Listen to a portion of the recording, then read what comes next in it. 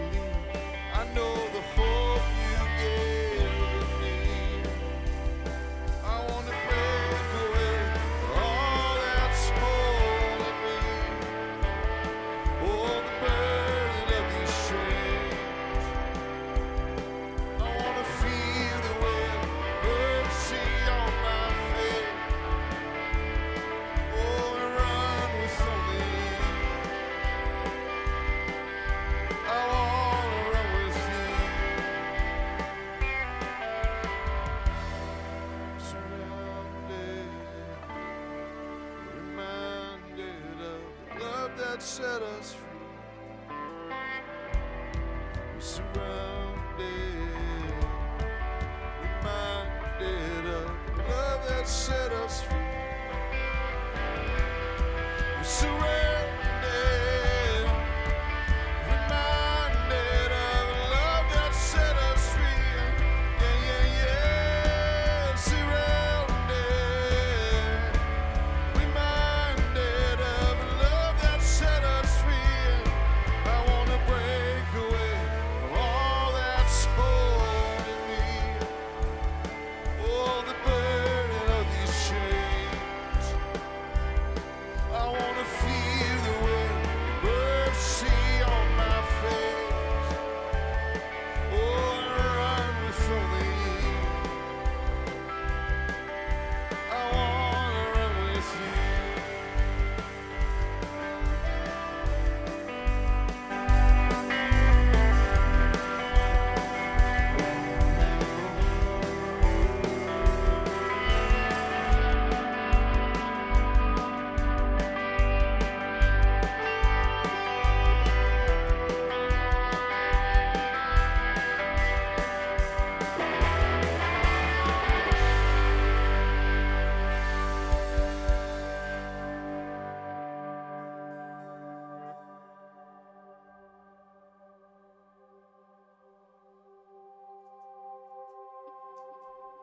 Search my heart and know me, every part completely set apart to make me holy.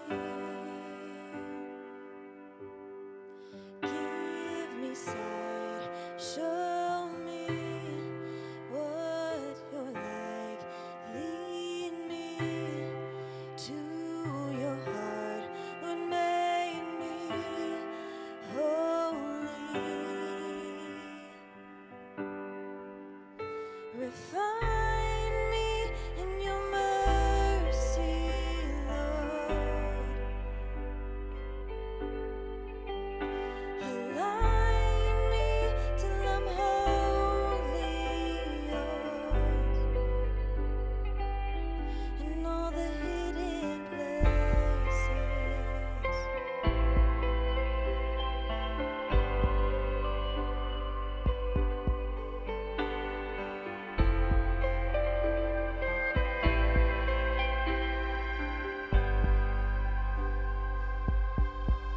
set a fire inside me, a holy flame. Now I'm burning, purified to make me holy. Refine me in your mercy, Lord. Align me till I'm wholly yours. Refine me in your mercy, Lord. Align me till I'm wholly yours. In all the hidden places,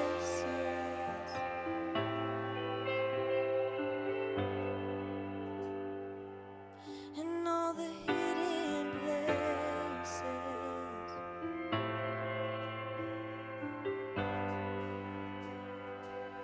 in all the hidden places,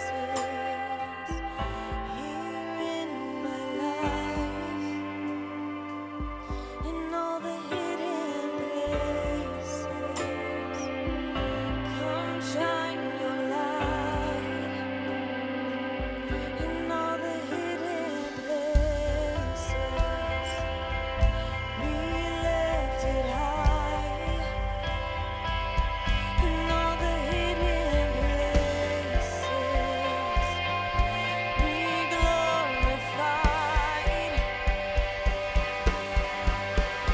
Refine me in your mercy, Lord. Align me till I'm wholly yours. Refine me in your mercy, Lord.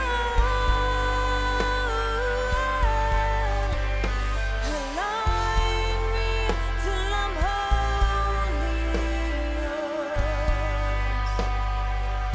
In all the hidden places,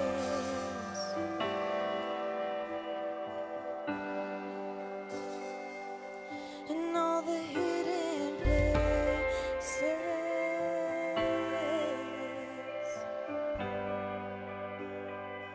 in all the hidden places.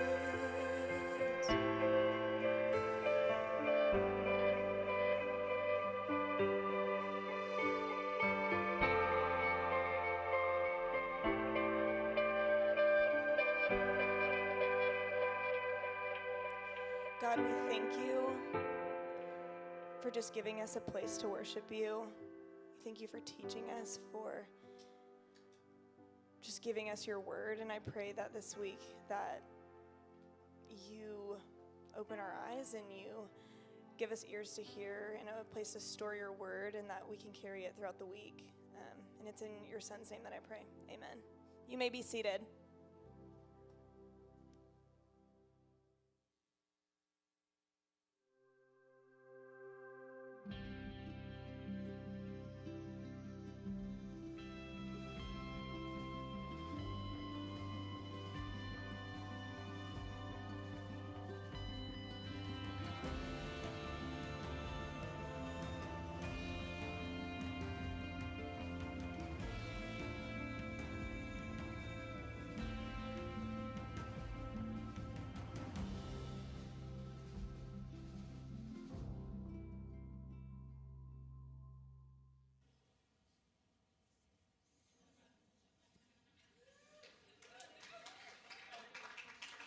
Yes. Hey, I'm Charlie. If you're new here, I'm sorry. Lead pastor, I guess I'm not real sorry. I mean, you got to figure it out eventually. Lead pastor here. Really glad you're here, joining us online here in the room. I know I live in a football world. I've known that my whole life, growing up in Arkansas, but it's always been basketball for me. So you beat Kentucky, it's going to be a great day. So it's Red Pants Sunday for those of you who've been around for a while. Wore them last year. Bought them last year. We went to the Sweet 16. warm and supportive of the football people. When we beat Texas, I mean, we all can agree we don't like Texas. Beat Texas in football last fall. It's another Red Pants Sunday. Some people are asking online on the Grove Church community page, asking for the red and white striped overalls. I mean, come on. Like, I'm going to sit up here, I'm going to preach, and I'm wearing candy cane overalls, and you guys are listening? Is that the agreement that we're going to make? I'm going to wear candy cane overalls, and you're going to listen. No, we can't. I can't. No, none of us can agree to that. It's just not what we're going to do. There's a line somewhere. You just need to hope that at some point, like I'm hosting, and something really awesome sports-wise happens. That's what we're all rooting for here. I don't have a voice anymore, so we're just going to see how this service goes. If I go down, one of you just come up and you can finish it out. I got notes here that are incomprehensible, but we'll just do the best we can. All right, so hard, awkward transition. Whoop, and all that. Okay. So in the summer of 1995, my wife and I, we had been married. We're about to celebrate our 1-year anniversary when we led a small group of college students to Kharkov, Ukraine for 6 weeks. And we spent the summer there. It was a wild summer. I mean, we were there, I'll just give you a couple. We were there like 2 days when this major storm happened that actually made one of the sewer pipes burst, and then it flowed into the drinking water reservoir, which had every known contagion you can imagine in it then. So we were there for 6 weeks, no running water. And I'm telling you, this is a city the size of Dallas. It's not like some rural place. Like the city size of Dallas, no running water the entire 6 weeks we were there. And it ended with, we found out 2 days before we were going to leave that the airline, Air Ukraine, had just resold all of our tickets because they just wanted to make more money. So we didn't have plane tickets, and our visas were about to expire, and it was just wild. But we saw God do some incredible things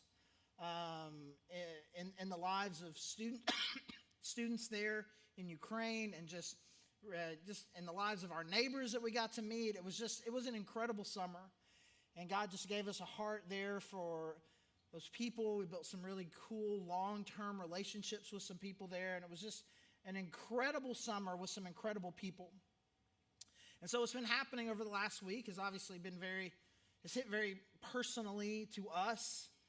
And, and it's hitting everybody in some way. It's just kind of a really hard thing to kind of process in a 2-year cycle where everything's just kind of been difficult to manage. And I've had several people kind of reach out to me just kind of with what to do. And you just tell a lot of people, like, feel like that they need to do something, they don't know what to do. And so they'll put something on social media that kind of is an act of support, or change a profile picture, and just kind of a cool way to do something. But then people will come in and say, man, what do you just do? It's so token, doesn't really matter. And you can just tell there's just a lot of confusion. I don't know how to handle this. One person even asked, like, I want to pray, but I feel like all my prayers are like vengeful prayers. God, just let all the bad people die and let all the good people, I don't know if that's what I want to pray. And so as a piece of advice, I really do. I encourage you to pray. And I think the biggest thing that we can do, just anytime we find ourselves in these kind of situations, is just that the presence and the realness and the comfort of God would just be overwhelming to the people involved. That God as a comforter, God as a protector, that they would experience that in a real way. And that somehow people would find the hope and the life and the comfort and the love of God in difficult circumstances, because it does happen. And obviously it is a very good thing to always to pray for peace. I mean, it's just nothing goes bad from praying for peace. And if you've got an angry, vengeful kind of prayer thing going, I tell people this all the time, just about anything. It's like, man, if you're mad, go ahead and pray. Pray mad things, pray angry things. But like, well, God doesn't want you to be like that. It's like, man, I guess you could not, but you're not tricking him. Like, I'm going to pretend like I'm in a good mood. Like, okay. I mean, you may trying to fool somebody, can't fool him. How are you doing? I'm fine. That works with people who don't know you. It doesn't work with God. So just put it out there. And God will do something in you just with that honest expression.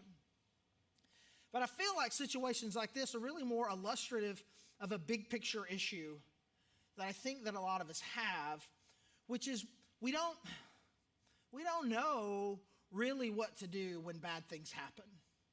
We just feel kind of paralyzed. We have this kind of very natural instinct, and I think there's something about it that is human, but I think there's also something about it that is uniquely American, and maybe even something that is uniquely Southern American, which is I gotta do something.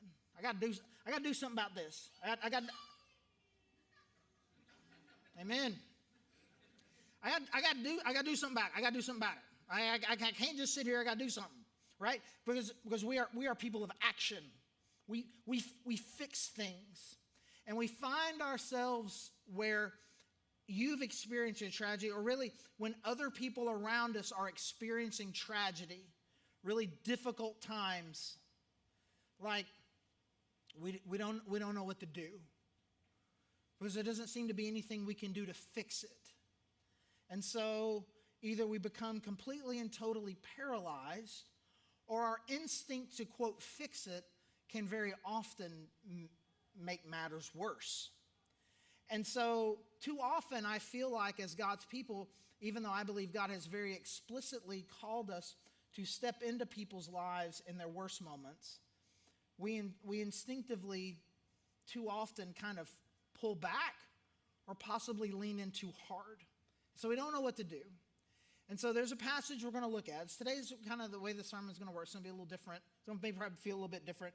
We're going to look at a passage where we just kind of look at what God is calling us to do, kind of big picture when we find people in difficult circumstances, kind of what the natural, how this is naturally supposed to go, the way the Christians are supposed to interact with each other in these times. And then I'm just going to give you just a few pieces of advice that are, we got 20 minutes. We got to push through.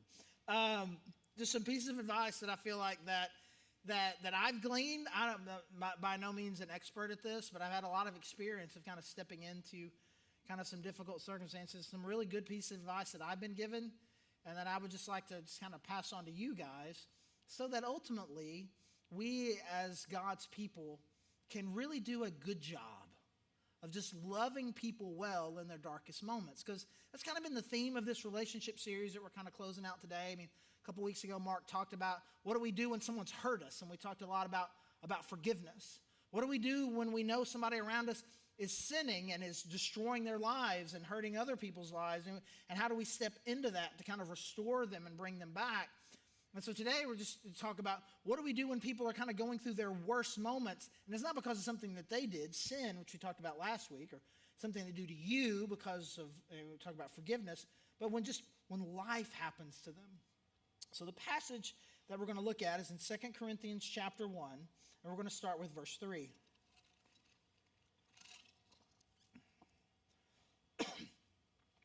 Praise be to the God and Father of our Lord Jesus Christ, the Father of compassion and the God of all comfort, who comforts us in all our troubles, so that we can comfort those in any trouble with the comfort we ourselves receive from God. For just as we share abundantly in the sufferings of Christ, so also our comfort abounds through Christ.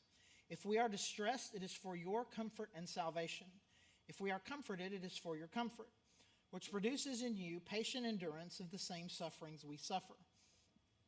And our hope for you is firm, because we know that just as you share in our sufferings, so also you share in our comfort. And so what's happening here is that Paul and his team have kind of been experiencing a lot of trials, a lot of persecution, a lot of bad things have been happening to them. And some of those same things are happening to the people in Corinth. And so they're experiencing some difficult times, but also at the same time, they really love Paul and his team, and they're feeling some of that distress just from what Paul's experiencing. And so Paul's going through this difficult time, and essentially what he's saying to them is like, I get it. We're having all of these sufferings, but it's not just that God is having a share in the sufferings that Jesus has gone through, but we are also getting to experience the comfort that God offers. We're experiencing suffering, but we're also receiving comfort from God. And it is this comfort that we have received from God that we want to pass on to you. We want you to not just simply share in the sufferings that we're having. God's comforting us, and we want that comfort to be comfort to you. And then he says to them, and the comfort that's being handed to you, the thing we want you to do with that is want you to take that comfort and pass it on to others who need comfort. And so he's essentially kind of got this, it's almost like an assembly line here. God is comforting us so that we can comfort you, and we want you to take the comfort that's coming to you and want you to give that to people who need comfort.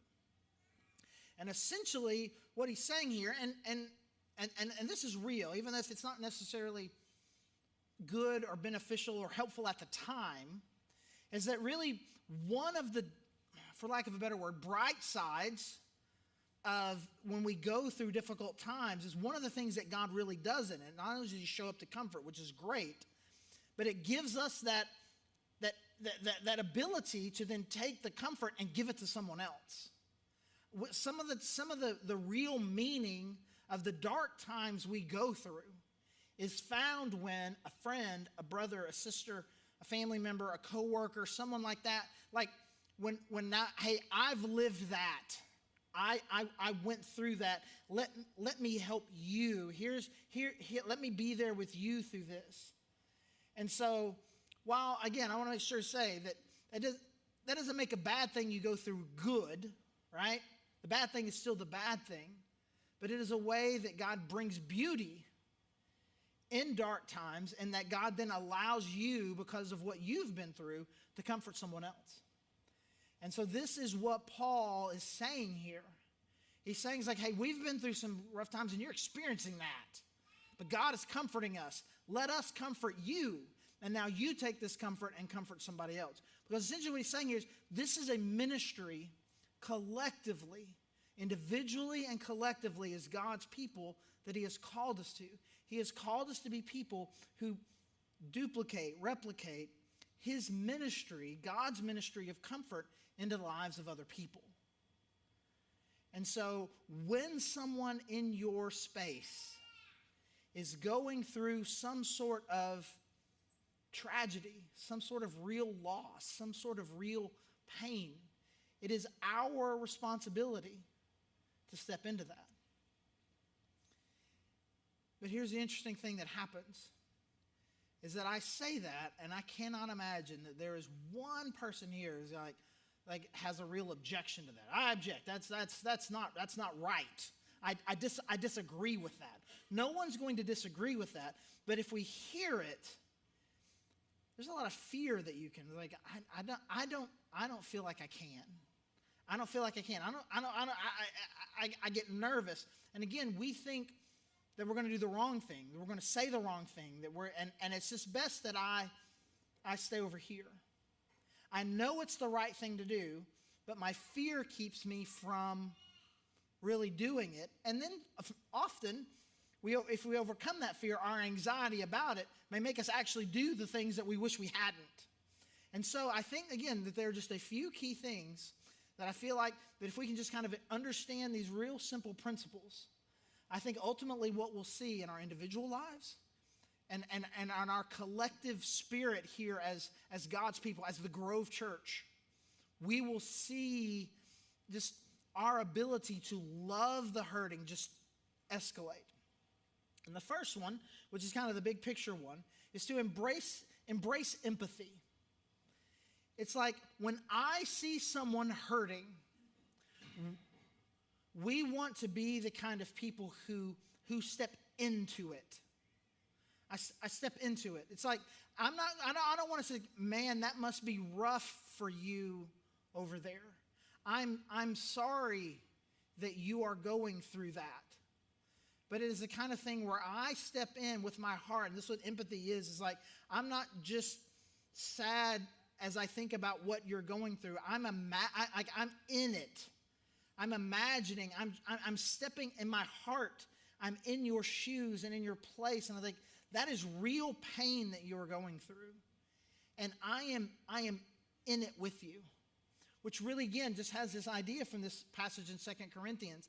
I have been there, and I see what you're going through, and even though it may be slightly different, because of what I've gone through, because of what I understand, I can feel how much this hurts. And I want to be in there with you. And so what we don't ever want to be somebody who is intentionally keeping an emotional distance from someone else. I think sometimes we kind of have all of these defense mechanisms, and I think it's important for us to be honest about them. Somebody else is going through a hard time, and immediately we can tend to think about, how does this affect me? It's like, well, it makes me nervous, it makes me uncomfortable. Or if I get in there, like they're crying, I don't want to cry, or I don't want to step into their pain because something might happen to me. They might get mad at me. And we start think, how do I just kind of, I'm just going to keep this at a safe distance. But real comfort, real loving of people, when they're going through a difficult time, is not about keeping a safe distance. It's not safe. It's not supposed to be safe. You are stepping into tragedy. You're stepping into pain. Some of that is going to get on you, but that is what we're called to do. And so I step in with my heart. And beyond that, the idea of just my heart being in there, really our physical presence is important too. And so we embrace empathy, and it's also important that you just be present.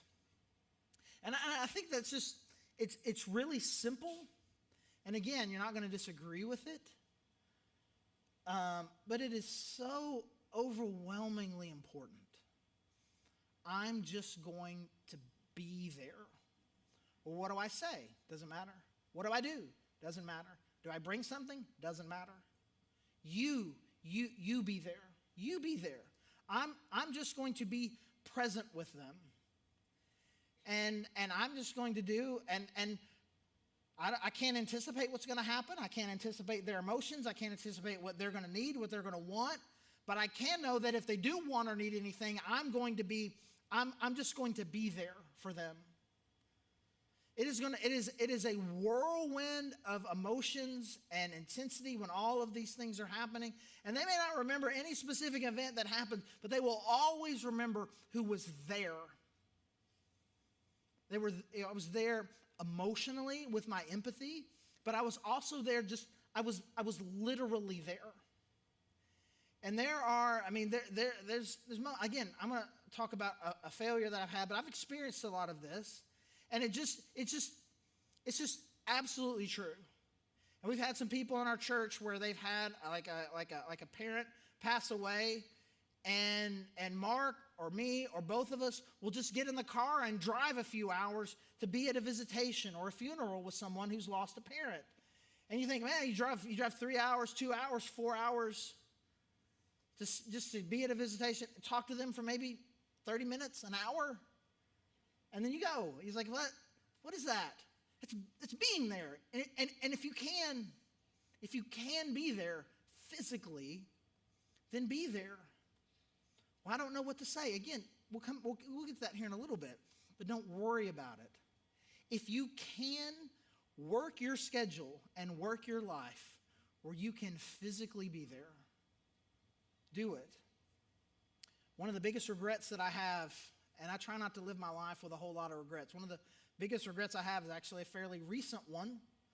It happened during COVID, where somebody went through a really difficult time. And I let the uncertainty of COVID rules and whether or not it was okay to try to go see them. And, it's like a text. And I didn't go see them. I wasn't there. And I'm telling you, as someone who has lived it, who's watched people live it, that is what people want. That is what people need. So just to have someone next to them who knows I'm with you in this. But if you're going to be there for a while, and even if you're just going to be there for a little bit, there's this thing where you feel like, what am I supposed to say to them? Like, now I go in the door, I go in there, and like, now I'm here. What I want to say. Okay, now this piece of advice is going to be a little counterintuitive, and you may even want to argue with me about it, but I promise you this is actually some of the best advice you're ever going to get. All right? We embrace empathy, we be present, and when you think about what you're going to say less. If you have an instinct to say something, more times than not, the best is don't. Just don't. Just don't say it. Just don't say it. Now, I went to seminary, 90 hours worth of class, 3 years worth of class, and I don't want to bust on seminary too much, but it's like maybe 2, maybe 3 things that I got from that I was like, man, that's gold. And one of them, man, was this old dude. He's teaching this. It's crazy at seminary, like 90 hours in one class, how to be a pastor. All the other, like one. I can't, anyways. And this dude, he's angry. He's like, let me tell you something about all of y'all. I'm like, oh, all right, here we go. I like angry. And he's like, you guys, you think you know everything. And what you think is that people want your wisdom. And that if you're present, you think people want to hear your perspective. That's like that's why you exist, for your perspective. And I'm telling you, if you step into the life of someone who is grieving with your perspective, you will be the worst pastors on the planet. I'm like, I'll write this down. Whoa. He says, Christians by and large have some of the worst instincts as far as the things that they say out of their mouth. Well, he's in a better place now. I'll punch you. People don't want to hear that. Well, God's working all things together for good. Well, he's about to work this shiv in your stomach.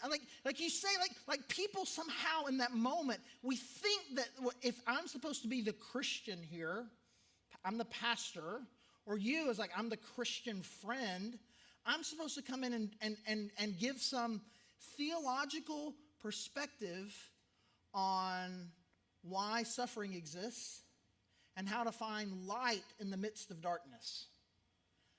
In the middle of it, no one wants to hear that. And I think it's important. And so like, well, then what do I say? Well, it depends on who you are and how well you know them. But you just say to whatever level of strength you feel comfortable with, this really stinks. I'm sorry that this happened. This is terrible. If you want to be more colorful in the way that you describe it because of your love and your passion and connection for them, go for it. This is not good. I'm sorry this is happening. That's it. We don't need anything else. And too often, we feel like I've got to say something. They're crying, and I need to say something to make them stop crying. No, they're crying. I'm there. My heart is with them. And I get why you're crying, because this is terrible. And that's it. And let it happen. And let your presence be their comfort. There's one situation that I think about that will always stand out in my mind. I was at a previous church before we came here, and a family in our church, a teenage son had committed suicide. And he was in the hospital for about 24 hours before he was kind of officially declared dead. And I was there with them in the hospital overnight. And every day the week after that, all the way up until the funeral, I would just get up in the morning. I would go to their house. I would just hang out with them for several hours and come back. And we talked about all sorts of things. The food that we were eating, interests that we had in common. I talked about their son, what a cool guy was and things that he was into. And we just talked. We never had there was no pastor time. There was no talking about things, right? 3 weeks later, the mom calls me. So I would really like to talk. And I knew what she meant. And I went over there and we talked. And she had all of these questions about God and life and what does this mean and why does this happen? And we had a really good conversation on her terms. And I was the one she called because I was there every day. The one who probably was trying to tell her that 3 weeks ago, she probably got beef with. But the person who was there was just present, was with them. That is what they're looking for. And I'm telling you, as someone who feels even more pressure than you would to say something, I have only experienced the upside of just talking less. Now, I've developed a skill, and this is kind of next level skill, about how to make small talk in the hospital while somebody's in surgery to kind of make time pass certain, kind of when to kind of be light and when you just need to be quiet. I mean, there's all sorts of next level kind of training that you'll get by stepping into more of these situations. But in the meantime, let's just kind of get at the ground level of just like, don't feel that pressure to say the right thing. Just say that you love them and that you're sorry. And if the worst case scenario is two people who care about each other, who are sad, are sitting next to each other in silence for a period of time. And that will mean more to them than you can possibly imagine. Your presence there. Your presence, not your wisdom. So embrace empathy. Be present, say less. And here's the thing that I feel like that you have the ability to do, and it will mean a lot more than just kind of the church or whatever doing it. And I think this is really important. And I think this is the kind of thing that really can kind of separate us and kind of next level kind of help us be real people of comfort. And so we'll say it this way. You say less, and then keep remembering. Keep remembering.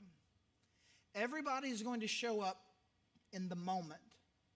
And a few people will hang on for like the meal train afterwards. And then maybe some people will kind of keep in touch for a week or so after that. The real comforters, the real capital F friends are the people who continue to remember. So here's the thing that I would strongly encourage everyone to do. You have a friend, somebody who goes through something like this. When it happens, get on your phone and put reminders on your phone of the anniversary of the date that it happened. And depending on their relationship, remember the next Father's Day. Remember the next Mother's Day. Remember the next Christmas. Remember Thanksgiving. And let it just pop up on your phone and be like, hey, reach out to them today. And I think sometimes I say things like this, and people are like, oh, I don't know. I mean, it's Father's Day, and like I don't want to text them because then I might remind them about what happened. And I hope that when you hear me say that you just kind of feel a little bit of the absurdity of it. Like, I don't want to remind them that they're alone this Christmas. I don't want to remind them that this is their anniversary and that they're alone. It's not possible for you to do that. The people who are hurting on Mother's Day, the people who are hurting on birthdays, the people who are hurting on Thanksgiving, they're hurting. And what they need is to know they're feeling alone, and what your text, what your call, what your visit will do will remind them that they are in fact not alone. They're not alone. Hey, I just wanted you to know I was thinking about you today. Or you see them at church the following Sunday and you just give them a hug. Love you. And they'll know. They know. You know. I just want you to know that my heart is still with you. In a world that is very obviously broken and becoming more and more apparent that what the Bible says is true, that it is irredeemably so. It is just going to continue to be broken. And it's going to just continue to be more and more broken. In that world, we can fight against it all we want. But in that world, which is the world we live in, God's people will stand out the best and the most when we love well in those broken moments. When we show up. When we express our heart rather than our perspective. And we are with the grievers for the long haul. Let me pray.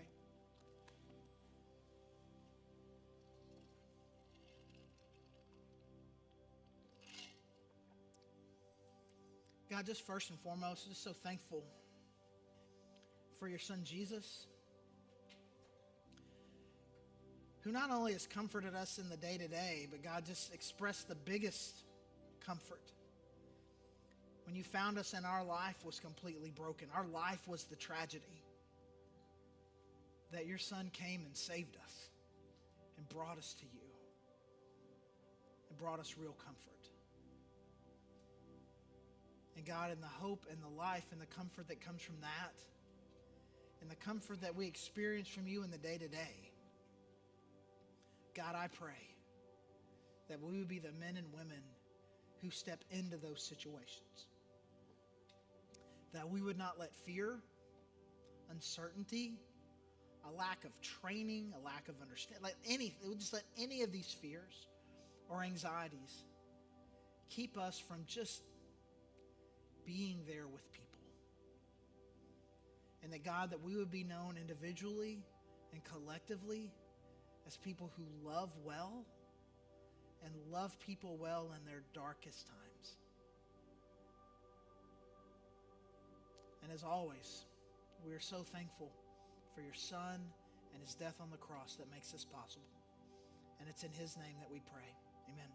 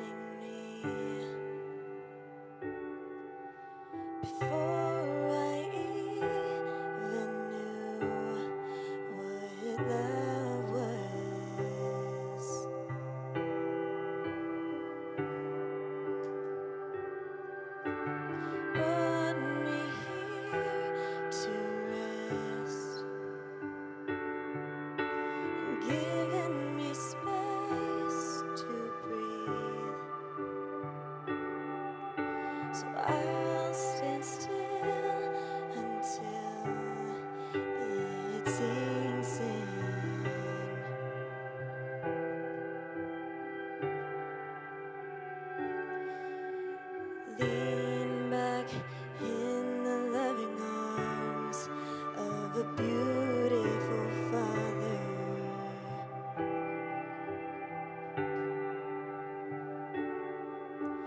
Breathe deep, know that He is good.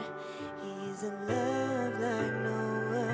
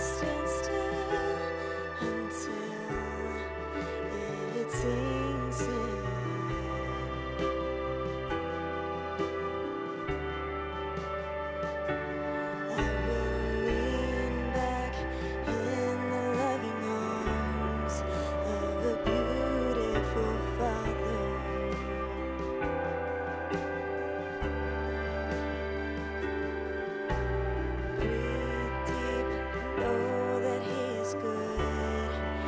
He's a love like no other.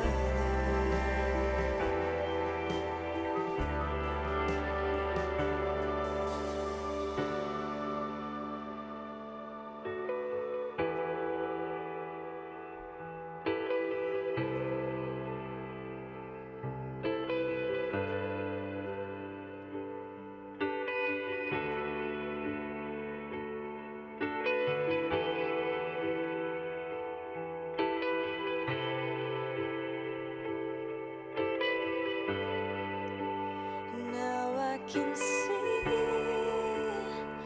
your love is better than all the others that I've seen. I'm breathing deep, all of your goodness, your loving kindness to me. Now I can see your love is better than all the others that I've seen. I'm breathing deep, all of your goodness, your loving kindness to me. Now I can see your love is better than all the others that I've seen. I'm breathing deep, all of your goodness, your loving kindness to me. And I will lean back in the loving arms of a beautiful Father.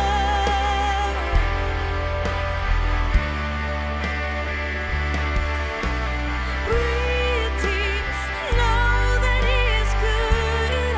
He's a love like no other.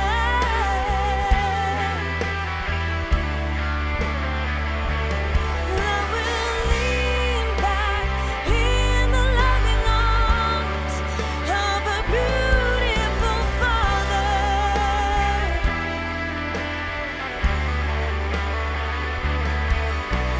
Breathe deep, know that He is good.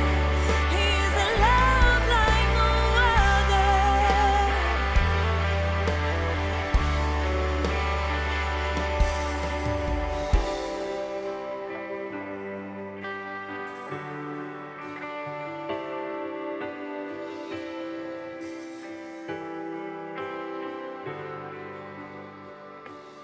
I will lean back in the loving arms of a beautiful Father.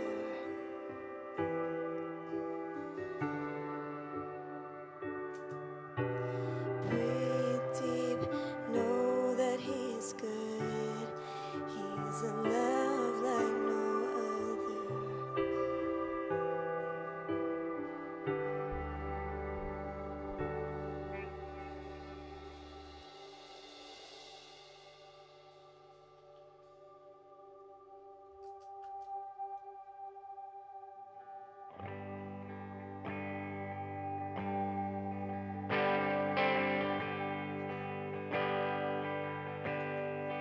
I've searched the world,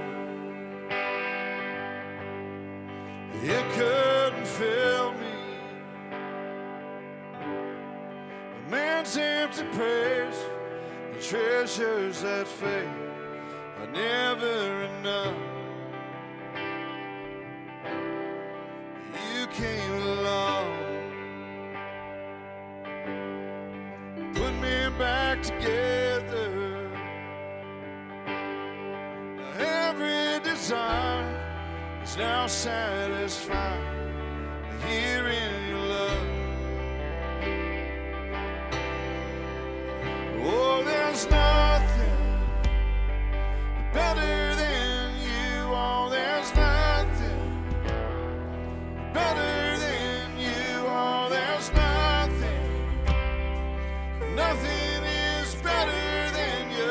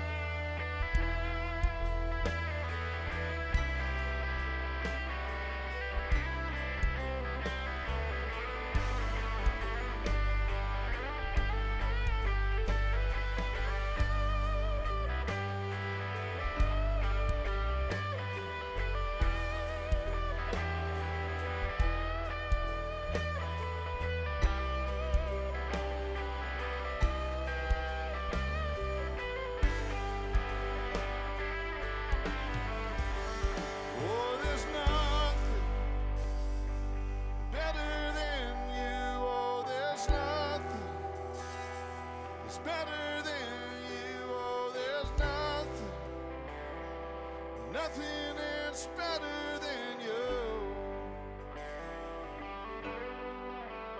Oh, there's nothing better than you. Oh, there's nothing that's better than you. Oh, there's nothing. Nothing is better than you.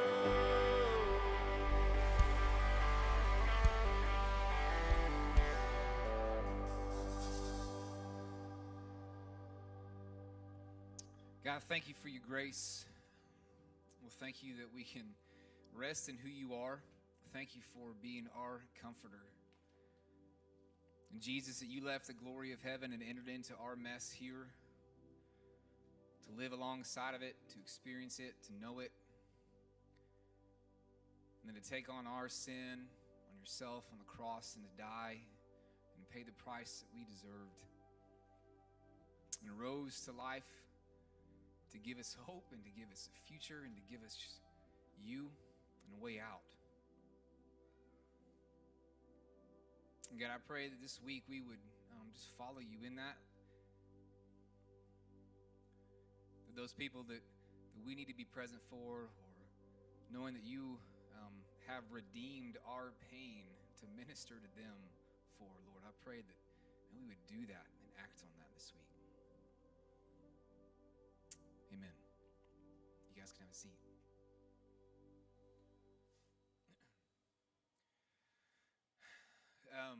Yeah, just one of the most marvelous things that just blows my mind about God is how he takes stuff that we go through and just makes it meaningful by allowing to use it to comfort others and us to enter into that with people.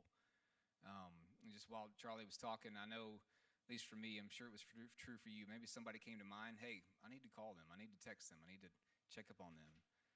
So I'll just, man, this week, let's just do it. Don't overthink it. Just reach out. And let's just step into that with people this week. Announcement-wise, we don't have a lot going on, but I just wanted to remind you guys of a couple things real quick.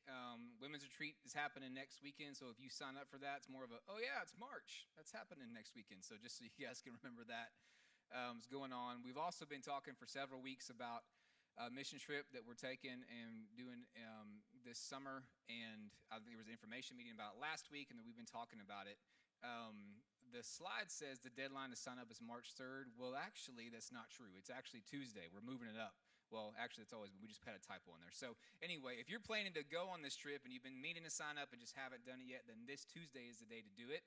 If you still need some more information about it, we got some stuff out there in the connection desk. We can help you get informed about it there. You can do that.